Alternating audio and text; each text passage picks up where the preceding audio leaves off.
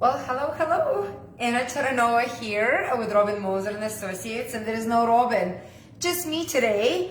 But do I have something exciting for you today? So it's a Tipsy Realtor Season 2. We are officially in October, and we are doing some exciting Halloween drinks. So today we picked a topic to talk about how to revive the listing that has been on the market for a long time, and we are making Flaming Zombie to go with this particular topic. So I'm gonna start with a drink, and if after drinking this I will forget the topic, you have to excuse me, because this drink is very dangerously looking. I think Robin actually saved herself from this cocktail today, because I was reading this guy review on, thank you for watching us live, this guy's review on this drink, and he's like, the name Flaming Zombie comes from what it actually does to the person who drinks it. So what is Flaming Zombie? Let's start with that. So you need a shaker with ice in it. I've been kind of chilling a little bit my glass because I'm really scared how hot this drink's gonna get. So I'm gonna put my ice back here. So follow me. I will post this recipe. I don't have this fancy program that Robin has, but I will post the recipe below. So what we're starting with is 1 shot of white rum. Then we're doing a 1 shot of spiced rum. Following 1 shot of dark rum. Oh yeah, it's keep coming. Then we are doing a shot of apricot brandy, because 3 shots of rum is not enough. So we got all that. Then we're doing a shot of pineapple juice, and it's because we don't want to put way too much juice in our drink. Oh, just almost put the wrong ingredient. And 1 shot of, I did fresh squeezed lime juice. And all this into a shaker. So I'm gonna shake this. I got a martini glass to prepare it for this one. So let's shake it up, make it nice and cold. Maybe dilute some of this alcohol. All right, so far we got shot of white rum, spice rum, dark rum, and apricot brandy. So then just let's see how that, oh, it's actually a very pretty color. Doesn't look like zombie at all. Okay, here you go. That's what it looks like without what I'm gonna be doing next. Let me see here. Oh, you know what? I'm just gonna use this. I didn't think about how to show you the next step here. Oh, the most important step. I'm just gonna put this here.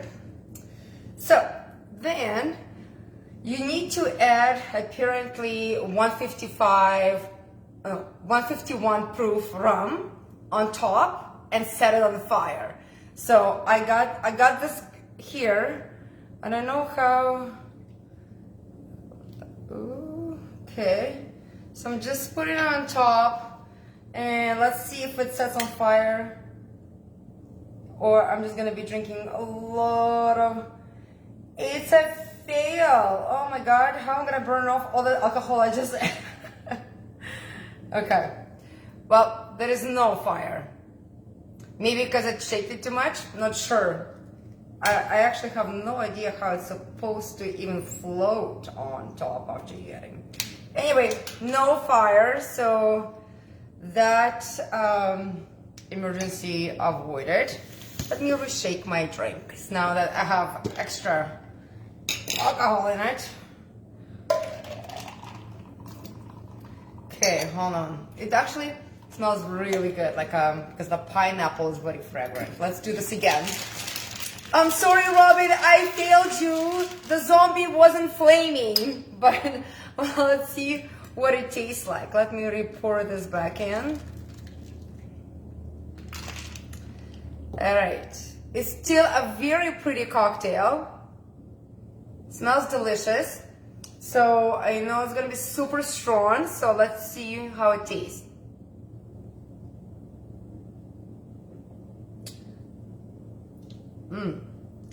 It actually tastes really nice. The pineapple brings a little bit of freshness and that lime juice as well.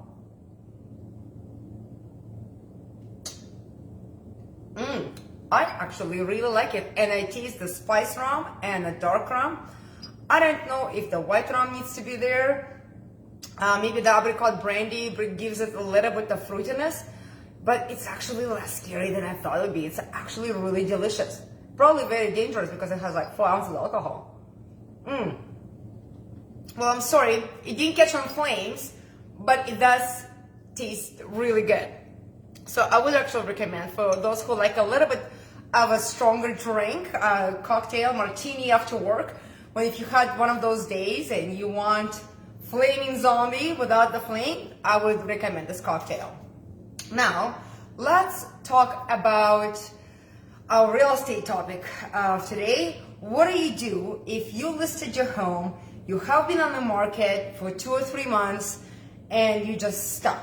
You don't know what you're doing, like what to do anymore. And why is it even happening? So there could be a lot of reasons why that happened. And this is the things we're gonna be talking about. What can you tweak in order to, so to speak, give new life to your listing? So number one, always check the price. Run the market analysis again. This is a conversation for you and your realtor to have. It's always a stressful conversation for both parties, the seller and the realtor. But professional realtors usually know how to handle those situations. We've all been there when we thought the listing would be a huge hit, and for some reason we must have missed the mark somewhere. So always check the price. Make sure your market price matches what is market wants to pay for this particular property or real estate. So run the CMA, comparative market analysis. Check your pricing again, how your home is compared, because sometimes, especially in Calgary, market can fluctuate super fast. 1 week it's hot and another one is not. So you want to make sure that you are adjusting your price according to the market demand. Next thing, reassess your marketing. You know what? I've been in real estate for 15 years and Robin has been in real estate for over 20.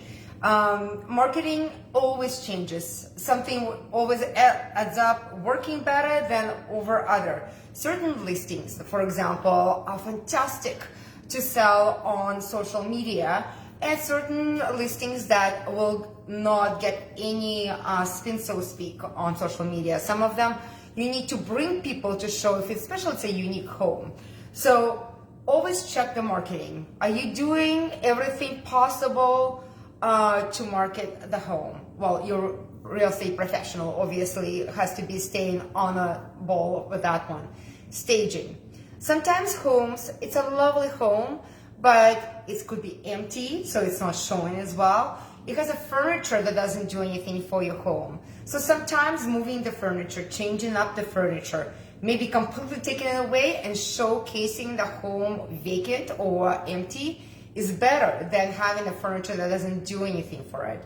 So Trisha Stoicky was on our show about 2-3 weeks ago, and she talked about the staging of the home. That's a stager Robin and myself use. So she's amazing. Sometimes having that professional consultation can help to jazz up and make your home is a little bit more appealing during the showing. Next thing, sometimes updating curb appeal. Check, I had clients that would sit in the car when we used to drive our clients to the listings, and they look outside and they're like, I don't even want to go in that house. And I'm forcing them. I was like, it could be like everything you want inside. So kind of almost judging the book by its cover. So, clean up all those leaves that you have. Make sure your grass is cut. All the dead bushes and things like that, cut them off. So the house looks appealing, not messy. Sometimes painting your doorway. And right now you can really decorate your front entrance by putting some pumpkins in the front, or the beautiful yellow bouquet of flowers. So you can make it more inviting for people. They want to come in to see what inside of this beautiful house. Next thing, sometimes take the feedback. So if you've been on the market for a long time, you probably had some showings, you had some feedbacks. What are those feedbacks saying to you? Is the house needs too much work? Or is it not showing well because they don't like the colors of the home? Or, they're concerned about the roof and things like that.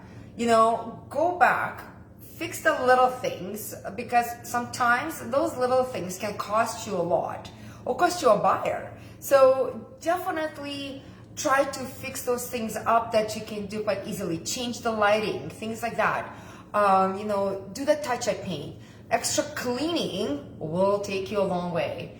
And if it's a big ticket item, we have talked about this in the show. You have no money to put a new roof, for example, or bring a new furnace.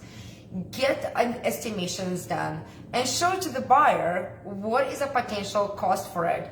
And of course, adjusting the price for that potential cost will be a bonus for the buyer who is coming to look at your property. Photography. Oh my God. Like Robin and I have talked about photography before, and there is nothing like professional photography. We are using Lisa from Cadence Photos. She is outstanding. I absolutely love how she captures the light in the property. She understands the angles of the room, and not only just photographs the room in its best view, but she also photographs the house so you can see how other room relates to the kitchen, or to the dining area. So you can see the connection. Sometimes properties very difficult to photograph, especially when they compact, small spaces. And if you're using just a smartphone, that could be challenging. So, and if you don't have a great editor program to edit the photos, to look them nice, bright, and professional, then hire a professional. You have to remember, most of the buyers shop first on a website, on internet. They look at the photos, they click on those pictures, they zoom them up, then they send them to the friends and think, hey, what do you think about this house? And then if they're like, oh my God, this looks so great, and my friends like it, or my mom loved it, they're gonna book a showing and come to see it. So make sure your pictures are professionally done, quality photos. And they also print really well on the marketing materials that you leave for the buyers to take home. And they will remember your home better by looking at those marketing brochures. I'm gonna take another sip of this non-flaming zombie. Okay. Yeah, still really good. I am shockingly surprised how good this drink is. Another thing you can do is tweak the listing description. So this is something you can also discuss with your realtor more in detail. When we are listing the property, we have an idea what kind of buyer would be interested in this property. But by also kind of focusing on that particular buyer, we may lose a whole bunch of other buyers because that description doesn't appeal to them. So if we put in, for example, investor alert, then people might think, oh, this home needs a lot of renovation, or it needs completely redevelopment. So they mean that's not for me. Or I can say it's a first time home buyer kind of home. So the person who is not first time buyer, like, well, that's probably not for me then, because I'm looking to upgrade. So we have to be careful what kind of wording we're using, how we describe the home. I do love, for example, in my personal listing description, to put kind of almost so like narrative. Like if you walk through the house, you can envision walking through the house. But everybody is different. Some like to have more like of a point form and nice and short. So depending on your listing, you want to make sure that you put attractive descriptives in your home. if you have some sort of smart home system, you have gadgets that the home comes, you just updated your paint, you put fresh flooring in, you want to have that in a listing because people get excited like, oh, I don't have to do the floors, or they got a new stove. And there is a lot of people who love gas stoves and who don't. So it's, if this is like you have a chef's kitchen, for example, you want to brag about it in that description. Not so much so it takes over the listing, but so it catches people who love the kitchens, and people who don't even cook love the kitchens. So totally recommend work on that description a little bit. And it's not personal. Sometimes you writing that for somebody else, not for you. You're not selling home to yourself. So you want to describe the home the way the other people would like to hear. And lastly, sometimes people ask, well, should I take it off the market and put it back on the market? And what does it do? So again, it depends how long you've been on the market and how active your market is. If the market is very active and you've been on the market for a couple of weeks, I would suggest to do all the other things we just talked about it, like, changing the price or staging it, maybe cleaning it up a little bit, make it more attractive. But if you've been on the market for 3 months or longer, and you think at least by now you should have had at least an offer, yes, I would recommend to take the house off the market, maybe jazz it up, if depends on the feedback you had. If it needed a little bit new carpets, for example, or new tiling, I would recommend to do that while the home is off the market. Also, when you're putting it back on the market, talk to your professional real estate agent that you're working with. Make sure that you have different photos for it. You have different description for it. You do not want to take exactly the same listing that you had before and put it back on the market, because people are going to recognize it. They're not going to think it's a different home, and they're going to skip it. So always redo your description, redo your pictures. If it's a winter, I like to have a winter picture, which is a current, and a summer picture. So especially if you have a beautiful garden, put those photos in. If it's summer and you still have a winter pictures in the front of the house, like your first photo is your home and you have snow, and we have, completely different season now, that's also a problem. People's like, oh my God, how long this house been on the market? And they might even skip it, not even look what kind of interior pictures you're posting. So there is those key ingredients that we always look first if listing goes stale. Make it more appealing. See where is the problem. Is the price the problem? Is it the showing, the staging is a problem? What kind of feedback you have been getting from people so far? Do you need to clean a little bit more? Do you need to do certain little maintenance things? And make sure your photos are professional and the description fits the profile of the home. And if all that doesn't work and you've been on the market for a very long time, that's only time when you're gonna take that home off the market, redo everything, restage it, retake the photos, redo the description, and fix things, and then put it back on the market looking like a new listing. So if you have a home that did not sell, or you're thinking of selling and want to make sure you prepare your home for a sale properly from the start, please contact Robin Moser and myself. We are easy to find. You can Google Robin Moser and Associates, Robin Moser, or Anna Charanova. You can find us on Facebook, Instagram, LinkedIn, and YouTube.